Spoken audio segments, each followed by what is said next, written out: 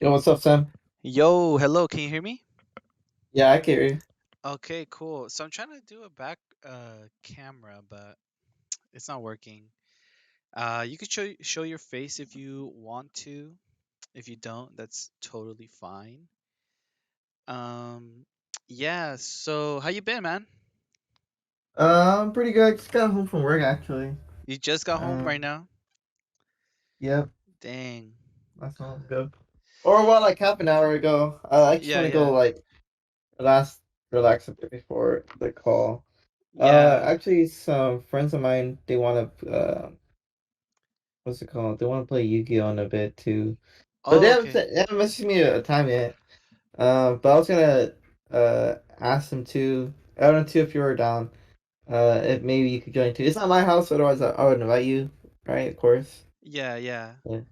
Is But if you it have is it anything planned afterwards, Efrain's house? yeah, E-Friends, yeah. Okay, yeah, I remember him. Cool, Yeah, man. It's good to know that he's still playing. it is It, fuck. I'll just send him a message right now, actually.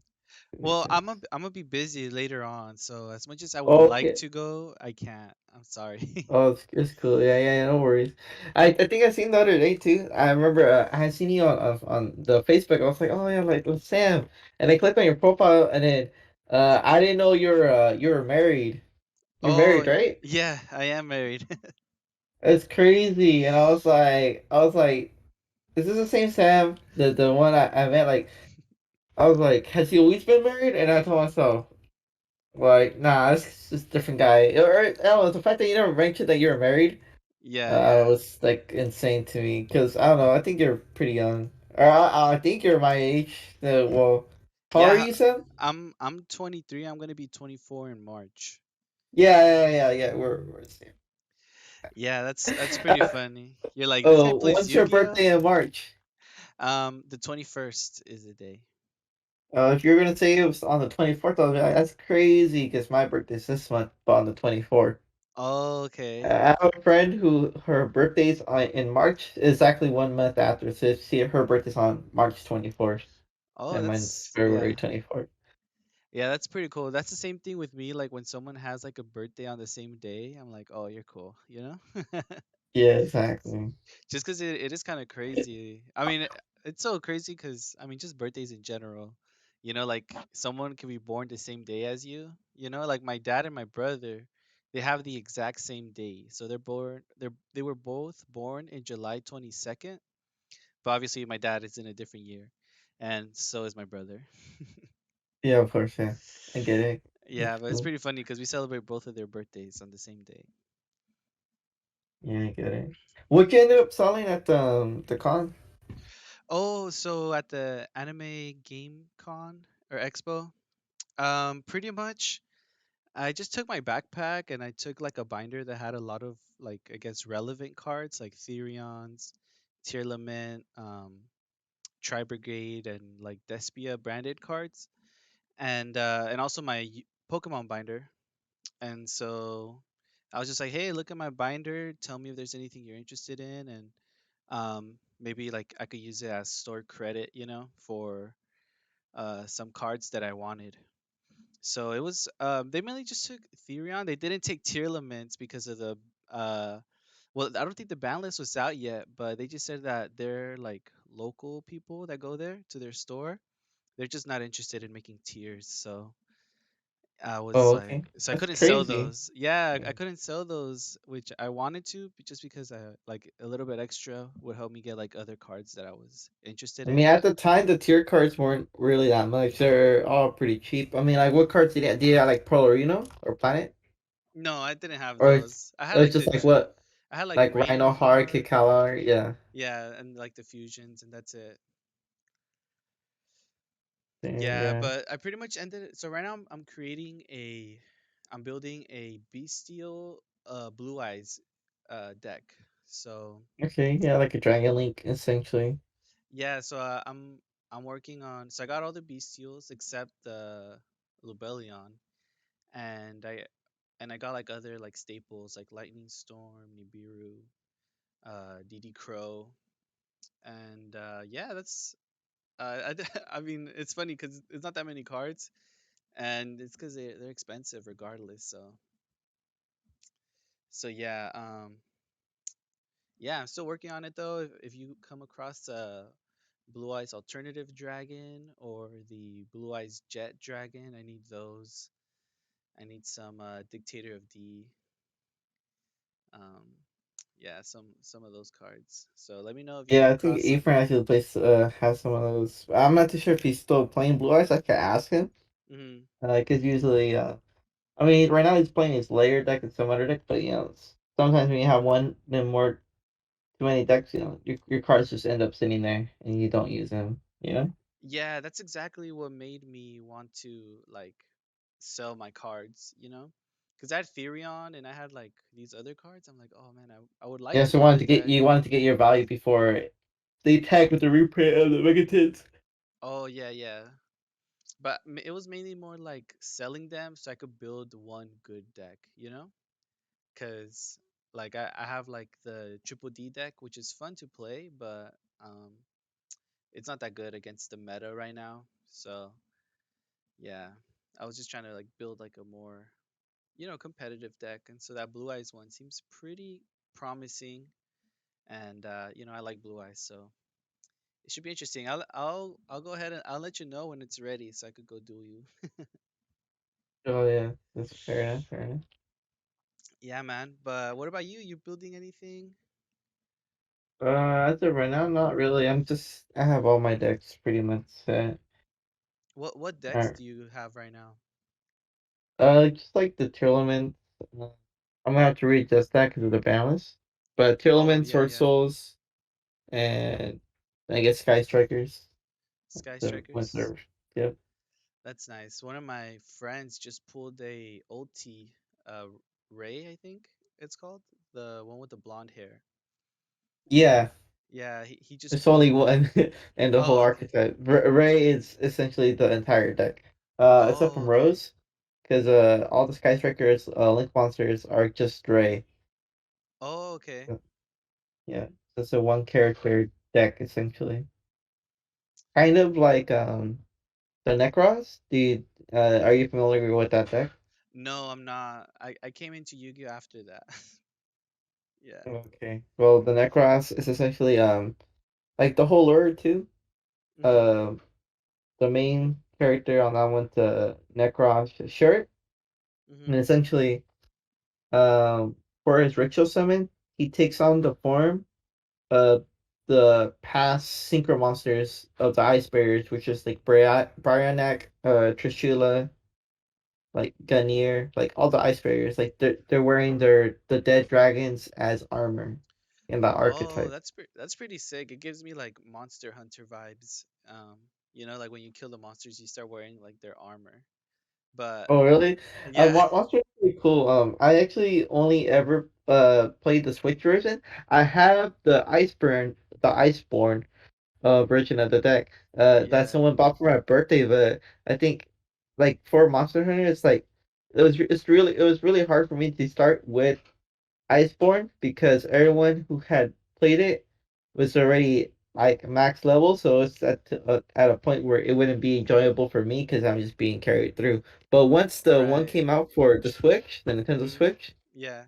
uh, Monster Hunter Rise, it was more welcoming because everyone was on the same level. It was the first Monster Hunter title for the Nintendo Switch, so it Yeah. just made it a lot more enjoyable. So I would be able to mess around with my friends who played it, pretty competitively, and just to mess around for me to Yeah. be able to play it casually, even though they were like higher level. It um the monsters in that game are adjusted to the player's level, the highest player's Oh, yeah, level. yeah, I get you. Yeah, I Yeah, only so played one game and I forgot which one it was. It might be the same one that you're talking about, but yeah, that's the only one I really played. But those games are fun, man. I just wish I had more time to really, dive into those. fair. Yeah, man. So I guess let's begin with some of the questions. So first of all, the Anime Game Expo. How did you like that, or how did you Like, how did you find out about it? And what did you do while you were there, like during the whole event?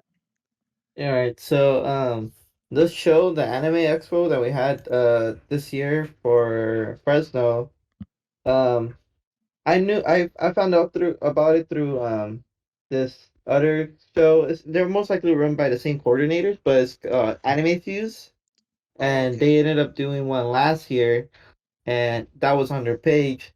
The difference that I saw with this year though is that they were pushing more towards like tournaments and everything, and as to contrast the first show, it was just kind of mainly cars and like vendors and regular anime stuff. So they really did pretty good with bringing in a tournament scene. I honestly didn't think there was gonna be enough people for a Yu-Gi-Oh tournament, and or even Pokemon or Digimon, but they actually got those off the ground and running. Yeah, sure. It probably wasn't massive amount of people who did show up in the tournament, but the fact that we were to even have a tournament at all was, pretty cool. And for Yeah. it Hmm. being free too, oh, that's icing on the cake. Yeah, that's what I saw like on the website. And unfortunately, I couldn't make it in time for the tournaments. Even like the Smash one, I was interested in that one, but I couldn't make it. And so when I got there, I was looking at the Yu-Gi-Oh one, and it was like already over. And I think I saw you dueling against someone dressed up as a maid.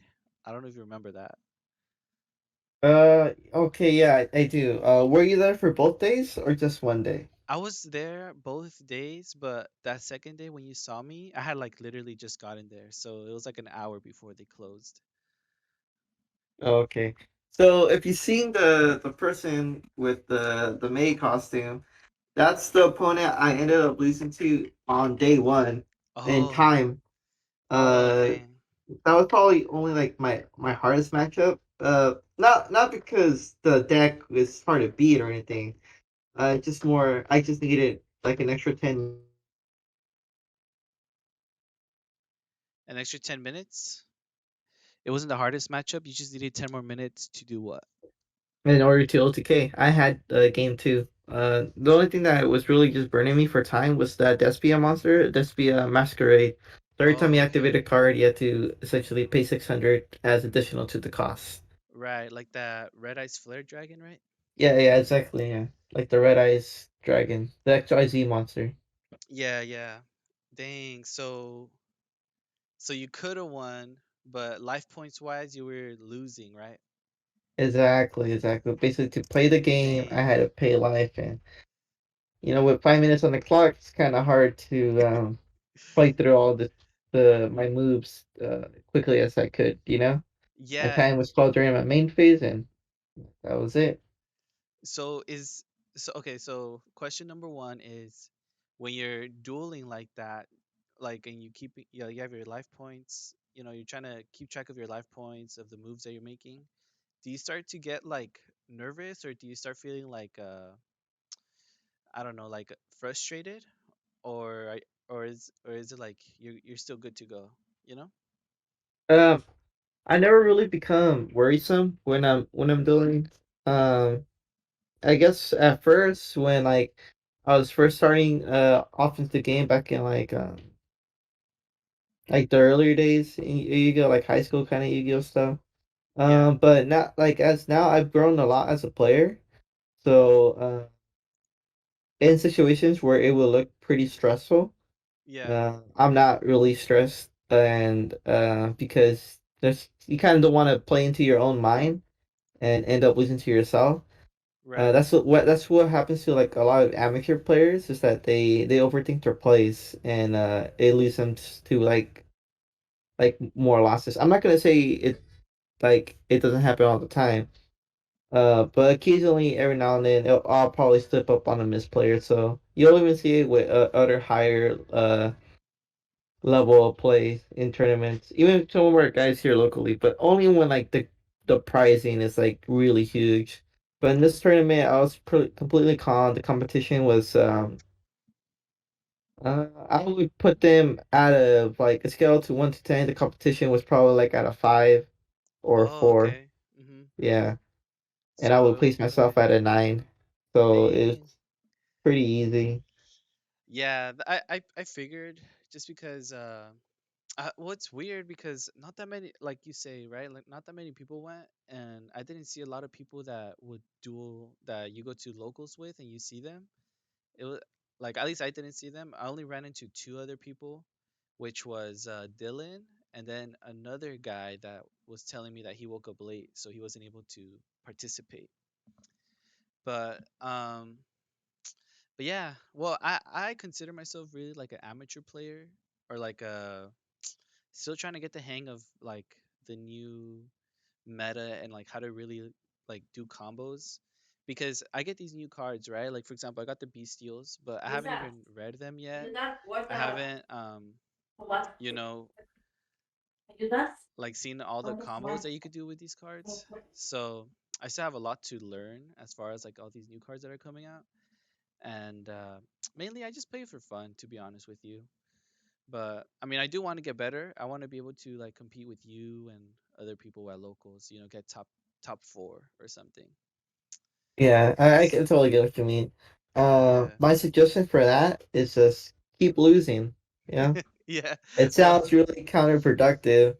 Uh, but I myself at one point I was a loser. yeah, Eventually yeah. you step up your game somewhere. Yeah, no, So I get that. I mean, besides like losing though, I love going to locals. Like you're able to see all these different decks, and you meet all these different kinds of people that are willing to help you. So that's pretty cool. Like one of my good friends, his name is Javier. I don't know if you know him, but I met him at Bullpen like the first time I went to a locals, which was like it was like last year, like the end of last year. And he was like super nice about everything. And he told me like what was like cool at that time, which was like the branded Despia deck and all that. And so like well, whenever I need help, I just text him like, or like when I get a new card, like for example, I got Access Code Talker, um, yesterday. I mean on Sunday. It was like, oh, that's cool, man. Like I'm like, oh yeah, that's cool. Yeah, it helps me kind of like stay in track with this whole Yu-Gi-Oh thing. yeah, I see, I see. Yeah, so on Saturday, is that the day that Dylan won? Well, Dylan did win on Saturday. Hmm. But those were just smaller pool tournaments of like probably like 6 to 8 people players, Yeah, and those tournaments weren't as huge. So those were free tournaments as well. yeah.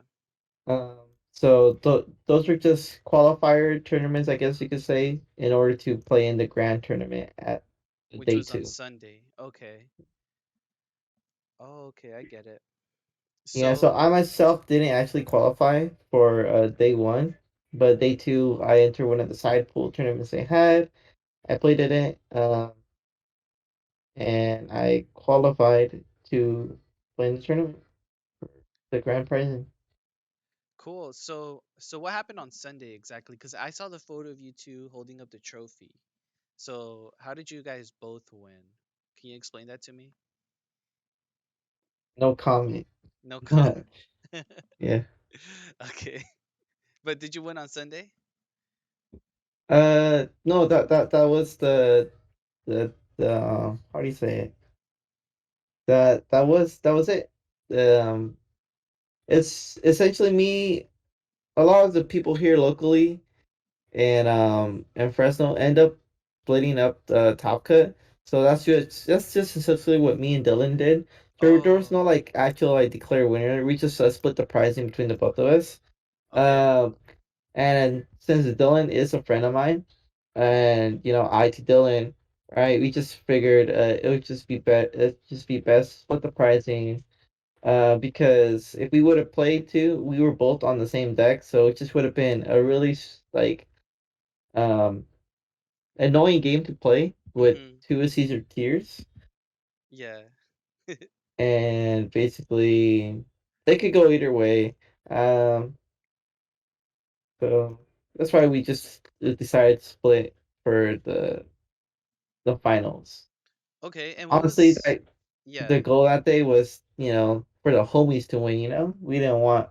I don't know sure who those guys were, but they didn't win, and Yeah. that's honestly what my goal was.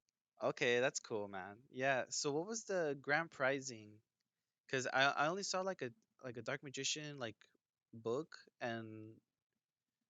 and a trophy. But what else was there like behind the scenes that was the grand prizing? For the qualifiers before that, so it's just a trophy and the definition girl. But other than that, it was just like a box, like a full booster box of Amazing Defenders, I believe it's called. Oh, okay, then the new set that came out. No, the new set that just came out is a Photon Hypernova. So it's the side set that came out right before it. So it's Oh not yeah, a main yeah. set. Mhm. Yeah, the one that has like the little bunnies or something, right? Or like cats Yeah, yeah, I believe so. in I'm the not really too pink gold. familiar with the deck Yeah, myself. yeah, me neither. I just saw like those are like the main two like archetypes that came out for it. So, I guess we mentioned the ban list a little bit earlier today. What was your like, your reaction to seeing that, and like what are you thinking of doing to your deck in order to make it legal again?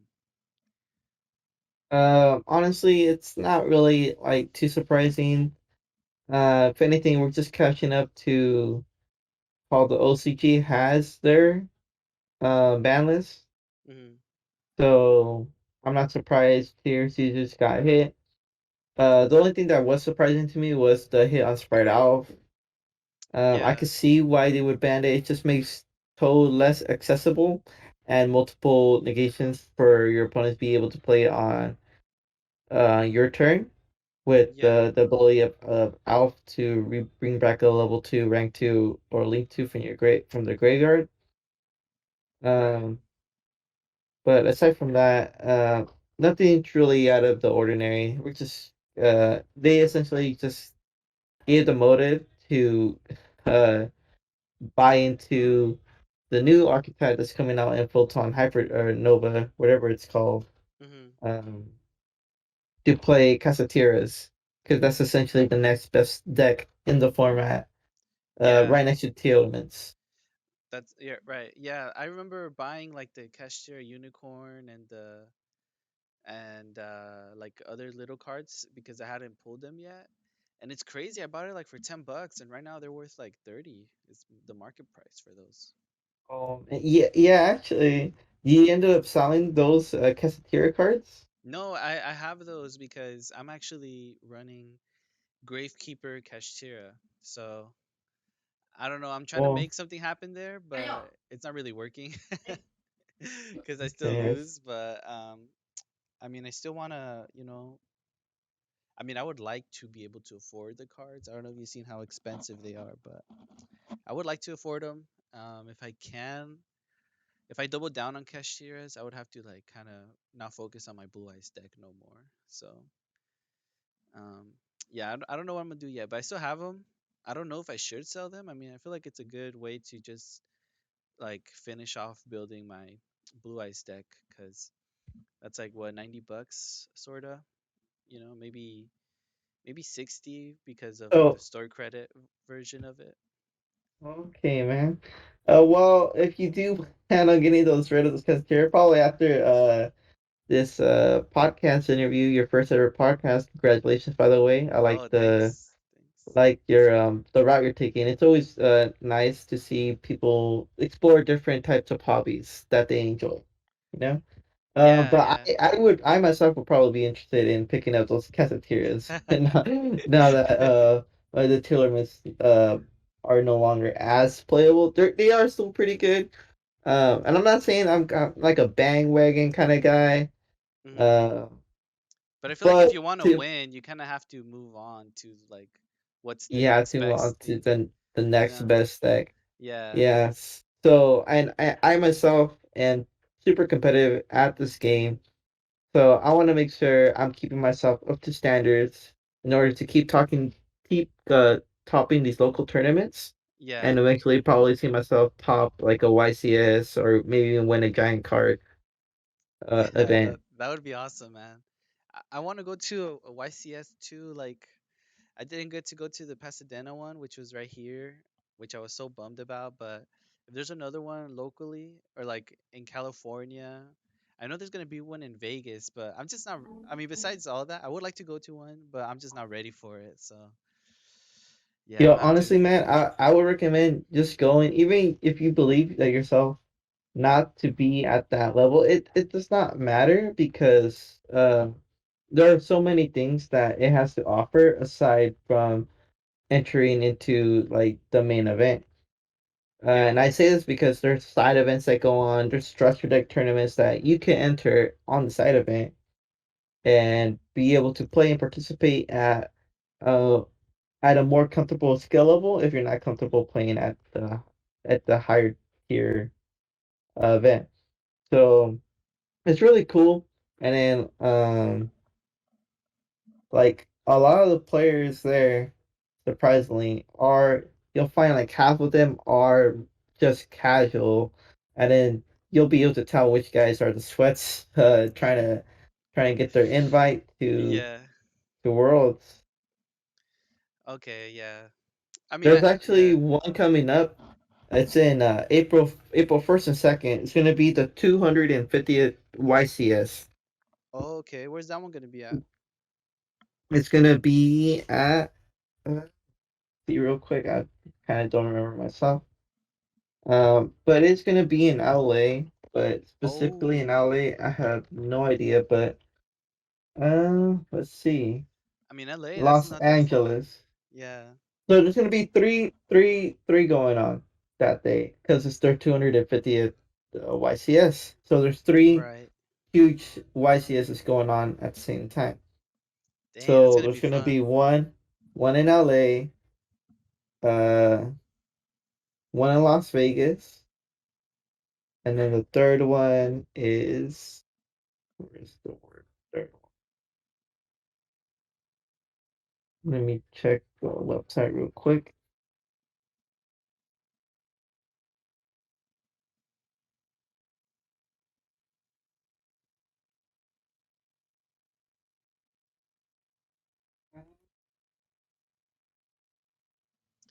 All right, those are the only ones I can find. There's one more. Hmm. I just can't remember the location. Yeah, well, so signing up for a YCS, like, what's the process in that? Because I've never done it, even for the Pasadena one. I wanted to, but I just couldn't like navigate the website that well. So, do you know like what's the process in that, or you should like hit me up when whenever the registration opens? Because I would like to go to the one in LA. Maybe carpool with you guys or something, or just like hang out with you guys if I go. Yeah, yeah, definitely. I get what you mean. But essentially, all you really have to do is go to the Konami website. It tells you to log in, register. You'll pay your $20, 25 registration fee, and boom, submit your deck list, and you're done. Okay. But there's no reason to get like super nervous about that because um your your deck list might change or deck that you might play at the event. So to fix that, all you really have to do, you can just register on site at the actual event a day before or a day of, Oh, but you have okay. to be there really early. Yeah. The only incentive you really get from signing up pre-register online is that you get exclusive YCS pin that you get to keep. Oh, okay. That you can only get if you I mean, that's pretty worth it. pre-register to the event. Yeah, Yeah, that's the pretty pins cool. themselves end up going about for 50 a piece. Oh, dang. So depending on which one you get in particular. Yeah, so I'll probably do that. So just hit me up when the time comes around and I'll go ahead and sign up. Yeah, definitely, man.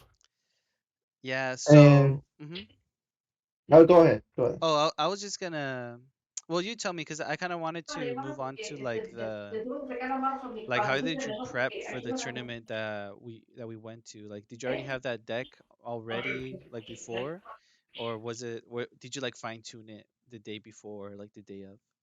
Honestly, man, um, The preparations I do for my tournament, I do them while I'm at work. I don't necessarily like pull out my deck and like, oh, I'm gonna play this card, change this. Right, like in the Um, anime. right in the anime, right? Like Yeah. when Yugi's about to fight the Pharaoh, he like spends all like his 3 hours of sleep Yeah. Like or during changing out his class, team. he's like looking at Dark Magician. Yeah. So essentially I had my deck aside. All I really worked on was my side, like probably like a week prior Yeah. to the actual event, because I just re-sleeved my deck with the Dragon Shield sleeves, Oh and yeah. I actually ended up being 2 cards short out of my side deck. So I was Mhm. playing with 12 card side. I probably could have tried 2 extra cards that probably would have made a difference. Not like really huge, but just a little. I don't actually have no idea what I would decide, but honestly, my preparation was taking a tier 1 deck, and in the hopes that everyone's playing road deck, and I was most likely going to be fine. Or if I even ran into competition, I don't think a lot of people here locally are on Tillermans anyways, and the ones that are wouldn't travel out um far that day Yeah. just to play because they're usually from either the ones that I know of that are really at a good competitive level are from uh Tulare and Valsalia. And the thing is that Saturday, Mhm. there was also a sneak peek going on for the new set. Oh For yeah. so Was that in Hanford? it was in Hanford, yeah, Dang. I open, yeah. and it was at the Game Core in Valsalia. So So yeah, they quite a definitely quite did. a lot, I think. Yeah. So you mentioned like some of the decks that you played against. Like what were some of the decks that you played that were not tier? Okay, so day one, I played against a. Let's see if I can remember. I played against a hero player. But I looked at like their hero cards to kind of mix and match. I think it was like a Neo's Heroes deck. Yeah. That was a 2-0 Swift. My second game was with I don't remember. The only deck that, like I said, that was troublesome that day one Was the brand new was one? was the Despia deck that ended up Yeah. burning me in time. Dang. Uh, but it was something I couldn't beat. I just needed the extra time in order to win that match.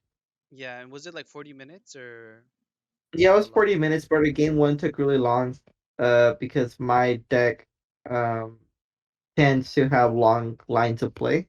Yeah. Even if you're playing as fast as you can, it's just the chain links that deck builds are um really hard to.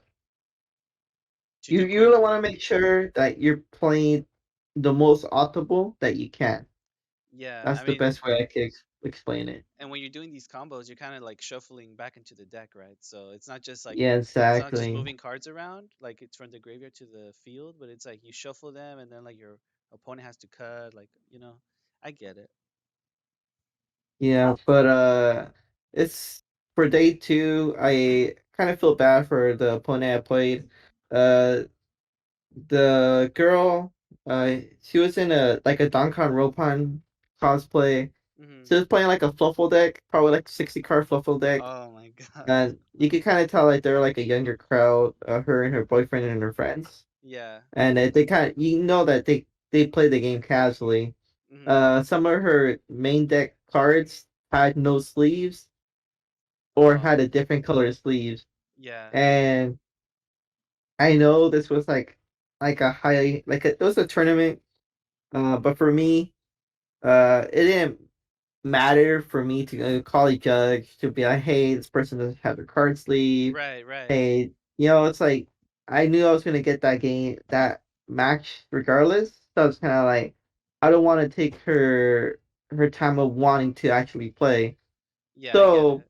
Hmm. essentially, I played it as it is because they're not there to play competitively. They're just there to play, have fun, right? So she enjoyed her game. as as much as possible. She was able to tie me up in life on my first turn. So that's Hmm. pretty pretty good for her. I actually got hit with a magical cylinder. That was pretty funny. I bet you weren't Um, expecting that. yeah, well, honestly wasn't. Uh, and after that, I ended up beating her. But she said it was like, oh no, it's just like Master Duel all over again. So I mean, that tells me that she has like um, she she's getting some practice in because Master Duel is a pretty good simulator to better your skills, even though it's a combined TCG and OCG balance. It helps you better learn, chain links, hard cards resolve, and Yeah, just basic game mechanics. yeah. So I started playing Yu-Gi-Oh. I mean, I've been playing Yu-Gi-Oh since I was a little kid, like collecting cards. But I started playing Yu-Gi-Oh like the beginning of last year when Master Duel came out. I think it was last year. And yeah, so I didn't really know what deck to build except the triple D one. So that's the one I built. And Master Duel really did help me kind of like, know what cards do this and stuff. Even though they do fall behind in like releasing the cards, but um, they caught up by now. Yeah, actually, I think next set it seems like they're going to be adding sprites into the game. That's Yeah. why they had already preemptively hit Totally Awesome and a couple other key cards to that strategy. Hmm. Yeah. So Master Duel's cool. Right now I'm playing a lot of Duel Links. So that's helping me kind of like expand my horizon, I guess, in archetypes and stuff. So like the Blue Eyes, the Dark Magician decks. Right now I'm playing a lot of Mech Knight on Duel Links, and so I'm just like Mech learning. Knight is a really good uh archetype Yeah. to learn. Actually, on that subject, I think uh probably like right now is probably one of the best times to actually get into the game. It's become so accessible Yeah. with like huge reprints with this past 2022 Megatins having staple reprints like Lightning Storms, Ass Blossom, every hand trap in the Yeah. game. And then even with and then it became even more affordable with the reprints we got in Magnificent Mavens. Hmm. Yeah, and that So it's one, a yeah, really because good spot. Magnificent Mavens came out with Luster Soldier too, right? They did. That card Yeah, was like it's like eighty $60 dollars. card, $80 card. Yeah, so I mean I don't have it yet, but that's definitely like one of the ones that I want to add because Blackluster Soldier is my favorite card of all time. So I need to get that guy. Yeah, man. I hopefully you pull it. I think I actually might have some extra ones if you would like to trade. Yeah, man. So okay, so we're in a podcast right now, but we definitely have to like link up later, like later on the week or at a locals. But actually, I'm gonna go to the ones tomorrow. I don't know if you're free, but At the Bird Dog? yeah, I'm gonna go to those. Yeah, Yeah, I actually will be there tomorrow. yeah. So I'll try to take my cards and stuff, and we could trade.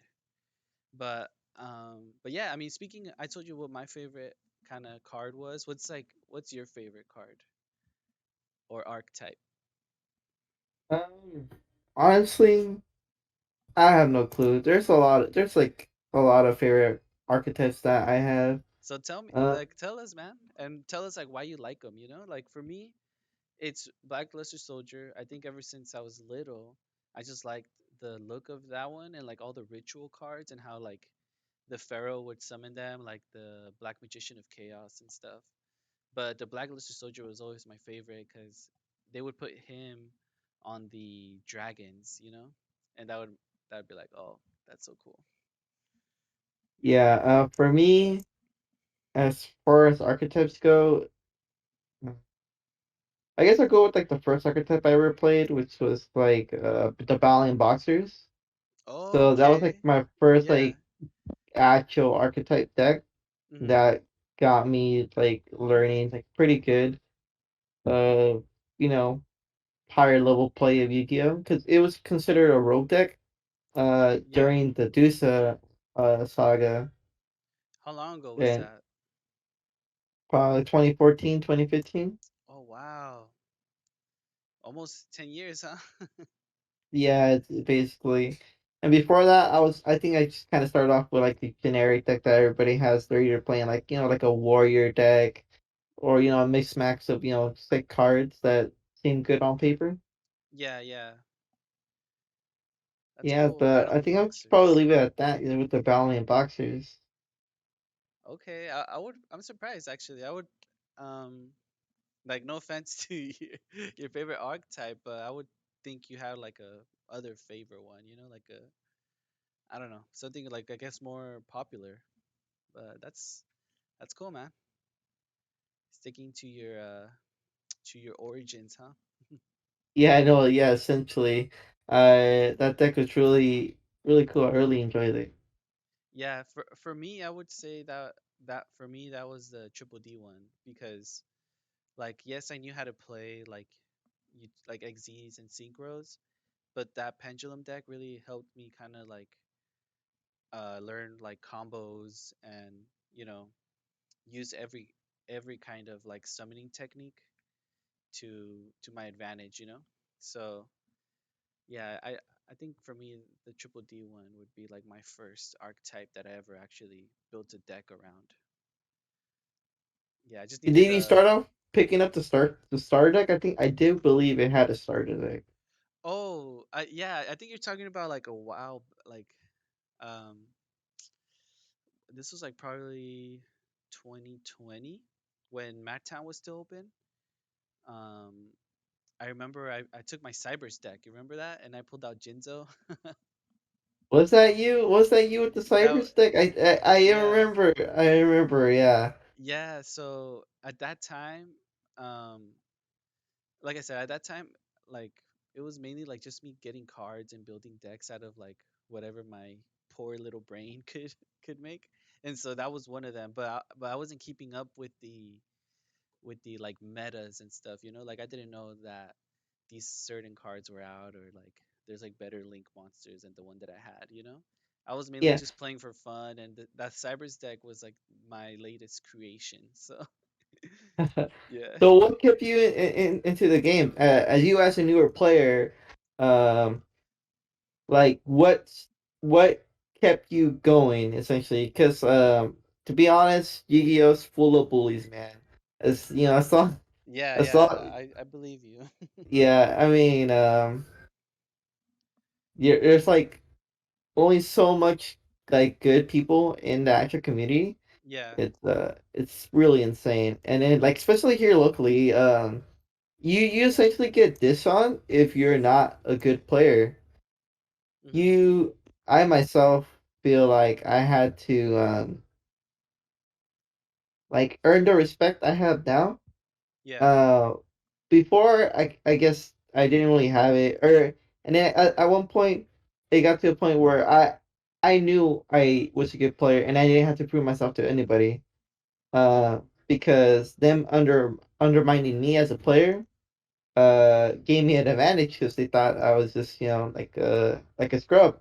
That's Yeah. honestly what just kept me going is to prove to people who put you down. You know, Yeah, yeah. in my opinion. I get it. But it's a different story for everybody. Uh, so what kept you in? What made you not go away? So, okay, so I never stopped playing Yu-Gi-Oh because someone was like bullying me or something. Luckily I've always had like a good circle of friends. But honestly, I would say what kept me in the game was just like the characters and like for example the Dark Side of or the Dark Dimension movie. I forgot when that one came out. Yes, yes, right. When But they did the retrain of basically, essentially, that's where the Blue Eyes Jet Dragon actually makes its appearance. yeah, yeah. For the Blue Eye Pack. Yeah. Um, So I mean, like I would see like that movie come out, and I would like in other things like they would ask me like what my favorite characters are, and I would always just think back to Yu-Gi-Oh. Yu-Gi-Oh has always just like been part of like my character. I feel like so. So yeah, I think that's what really kept Daddy, me in it. wait, please. Um, and recently, it's just like trying to play the game more competitively. You know, like Right on, right there are, on. yeah, like because there are. I mean, luckily I've ran into all the good people. I feel like, but there's like one or two people that kind of um piss me off. I mean, there's one guy that pisses me off, but there's this other guy. I don't know if you might know him, but he's Hey, like yo, we can say names here, man. We can no, just cut it off from the podcast. You know what I nah, mean? Yeah. it's too much. No, no, I'm kidding. It's not that much editing skill, man. No, so Well, actually, oh, sorry. A quick tangent, real quick. Um, no, wait, let me just finish this okay, okay, sure, sure, it's no kind worries, of no worries. funny. Yeah, because it's kind of funny. So there's only one guy that really pisses me off, but I try to ignore him just because like he's like super sweaty and he's always trying to win, and I'm just like trying to have fun, like giving my OTS back and I'm fine. And then there's this other guy that pisses me off, but like in a good way because he's always just like playing like floodgates and stuff. So it's not like it's not like it bothers me like that. It's just more on the side of like he's playing like a really annoying deck that I can't do anything. But he's a Yeah, good see. player. He's like a bigger dude. I think you might know him by his description. He's like a bigger dude and yeah, like it's hard. Talk about I don't know. He's just like a bigger dude and he like the way he the talks is big. like activate this, no fun for you. He says that. Is he like big? Wears glasses? I think he wears Yeah. glasses. Yeah, Oh yeah. yeah, that's he plays like an outlick stick. Yeah, exactly. He plays that one. Yeah, Just recently he was playing a Plunder Patrol. yeah. But That's yeah, he's just like annoying, but like I make it like it doesn't bother me because he's not like mean about it. The other guy is mean about it. He's like, you can't do that. You Are can't do you that. talking about the Yes. okay, you're talking about he said the other guy. I was like, the other guy with glasses. Yeah. Oh, that's It's gonna funny be how you know. Yeah. yeah. And I'm actually surprised that you see as as like not like a mean guy, but I guess he could be a bit nicer. No, yeah, yeah. Um, I mean, he's not like a mean guy, but he's just like annoying. Like, oh my god, you're like he frustrates me. yeah, I see Cause what you mean. Yeah. But yeah, I actually don't see him like as a threat to like my skill level. If I hmm end up losing to him, it's most like he just out of luck to him. yeah, yeah, But wow. But he, I guess he just rose with a different crowd, and that's why, um, you know, his attitude is a bit different. yeah. I mean, after every time that I've dueled him, after the duel, he's always like, "Oh, you should play this card," or like, "I'm trying to build this deck." Or right after your beating. Yeah, so he's like kind of. I mean, I don't see it in a bad way, but he's just like telling me like what I should do and stuff. And for me, that's like I don't know, it's helpful. It would be worse if he was like, "Oh, you suck, man. Like you should not be coming here" or something. That would be a Oh whole different yeah. story. No, I do the exact same things with the players I was playing on at the tournament actually. Yeah, I would assist them afterwards. After I beat them, I'll be like, "Here, this is what you could have done differently." Like yeah. just kind of like teach them neat tricks and stuff.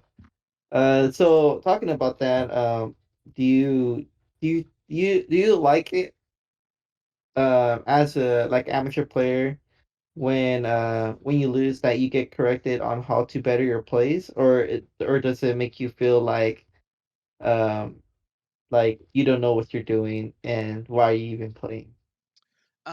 So a lot of the times it's like they're telling me like, "Oh, you should play D shifter or like these cards, right?" And I'm just like, "Well, I would, but I don't have them." So a lot of the time like I take it like with a grain of salt. It's just like, yeah, like you're telling me something good, but it sucks that you're telling me this because I don't have like the cards to make it happen, you know? S- Okay, I see what you mean. Yeah. Uh, hmm but is it the point? Is it like the gate? not being able to afford these cards, or is it the just not being having access to like finding them locally? I think it's like a mix. I mean, everyone's different, right? Someone can't afford them, others like have them locally. Um, I guess like for me, it's just finding the time to go and get these cards. Like on Sunday, I took advantage of the time that I had. I was like, I have to take my binders and trade these cards for the cards that I needed. In that case, it was like more of a time management and trading them in order to afford them. Because if I wouldn't have those cards, I would not have gotten the cards that I needed for Yu-Gi-Oh. See what you mean? Yeah, Uh, but like with the reprints and stuff, like you're able to get them at an affordable price. So yeah, it just depends on everyone. Everyone's different. I get you, man. If you do ever feel like you need help, like accessing cards, I'm not gonna say you have some pretty good cards in your binder that I've actually would have liked myself. But then sometimes I just don't have the correct cards to offer. Right. Yeah. But I do have a good network of people in my circle of Yu-Gi-Oh friends that Hmm. I could essentially transform your cards into cards you need. And There you a whole go. bunch of like, my inner group does come to me to help them find cards in exchange for whatever they got. And um the best way to explain it, I guess I would say it's my charisma that helps Yeah. me like do the deals that um to get what we need, you know? Yeah. And Uh and you know what? I feel like this is what, like, now that I'm kind of like realizing it or like thinking in my head, I'm like, dang, this would be super helpful. Like from the very beginning, I wouldn't have to go trade here and trade there and buy here, buy there. I think this yeah. is, I think like having someone like yourself, is something that people who are getting into Yu-Gi-Oh need, because a lot of the times like they make like I feel like I made a lot of mistakes buying cards or even just putting money into packs when I could have just had someone like, hey, I have all these cards, I'll give them to you for X amount. And when I spent that X amount on like packs and stuff and things like that. Yeah, I definitely know what you mean. And I say this because I was like that too at one point, you know? And Yeah. essentially you kinda you figure out the game and then you trade penny stuff for a bit more valuable cards and you just kinda keep climbing from there until you have good stuff for cards you need, you know? Yeah, man. Cool. Yeah, no, but yeah, dude, if you ever need help finding a card, feel free to ask. Yeah, man, definitely. I feel like sometimes I'm just like shy or something because I don't see you too much at local, so I figure you're always busy. But I'll just send a text, and the worst thing you could say is no, right? I think I could say this now. Yeah, yeah. Oh, like completely another tangent. But do you think I'm a unapproachable kind of guy? No, not really. I mean, it's because I guess for like speaking for myself, I'm not really shy to go up to people, um, or like to talk to people. I just feel like we don't know each other that well, so sometimes Oh, it's just like, oh, I don't know, he's busy or I don't know things. I don't know. Sometimes it's like my own mindset, that stops me from okay, doing things. But no, man, I mean, you've been nice to me ever since I first started playing. Like that one time in Madtown Gaming, and um, yeah, I mean, you're knowledgeable in the game. So yeah, there's like nothing.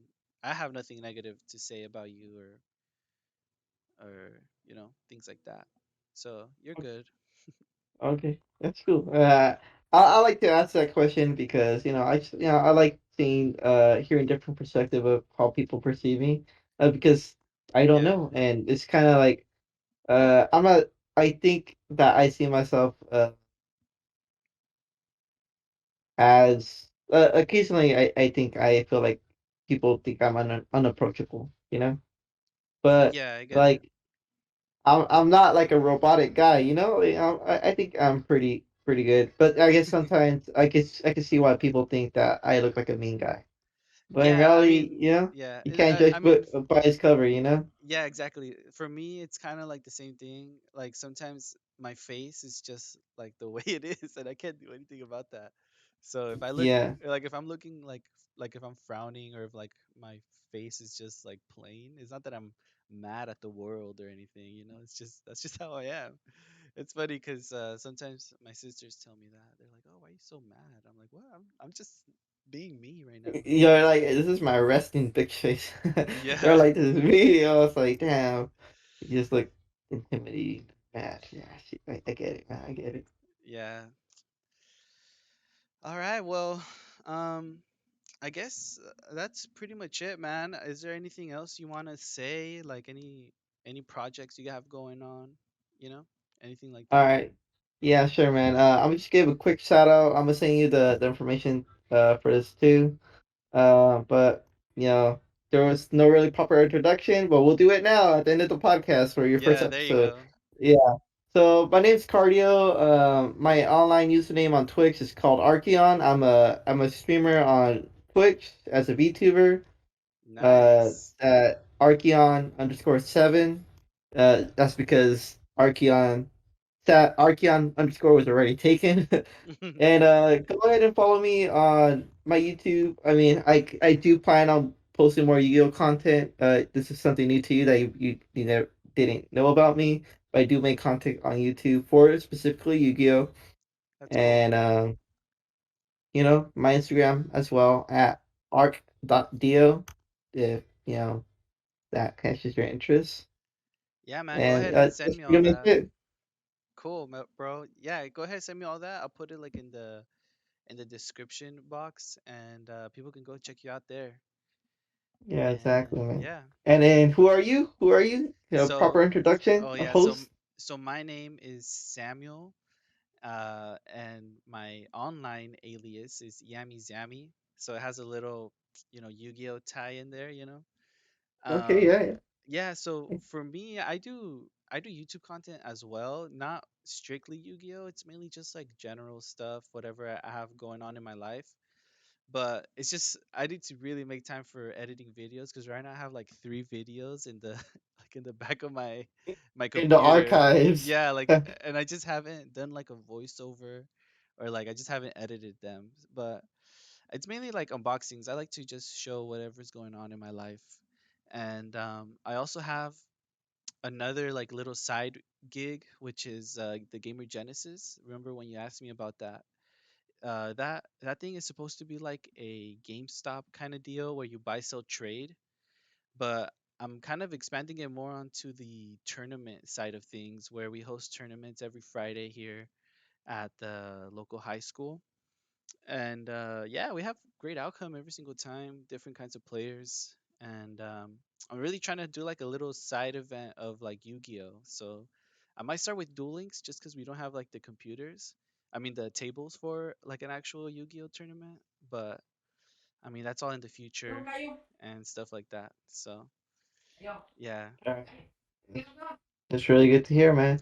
Well, thank you for having me on your first podcast, yeah, man. Of and course. Thank you for making time for this. yeah, and then I wish for many more for you.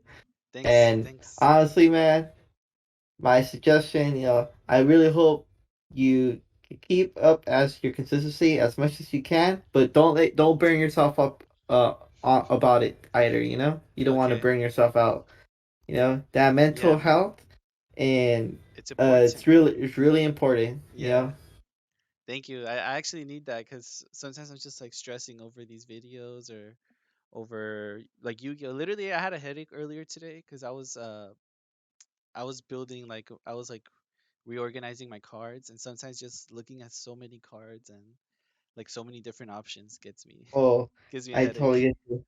Hey, on that note too, bulk is my thing too. Like honestly, I could probably tell you what your value of your book is in like 10 minutes. So, like I said, All right, got you. I'm here as a resource for you, you know, or you Yeah. know, even like as a guidance too. Like I said, I also understand where you're coming from as a content creator. Because this advice I'm giving you is like advice I should be taking for myself as well. You know, remember, yeah, Yeah. you got that you're doing this for you. You're not really doing this for anyone. It's kind of just like a hobby you want to do for yourself, and just go at your own pace, man. Go at your own pace. All right. This has been your boy, Arcardio, coming in clutch with the advice. I really did. My boy Arkeon. Right on the money. Yeah. All right. All All right. right, man. Well, thank you so Peace. much again. Peace out. Yeah. Peace.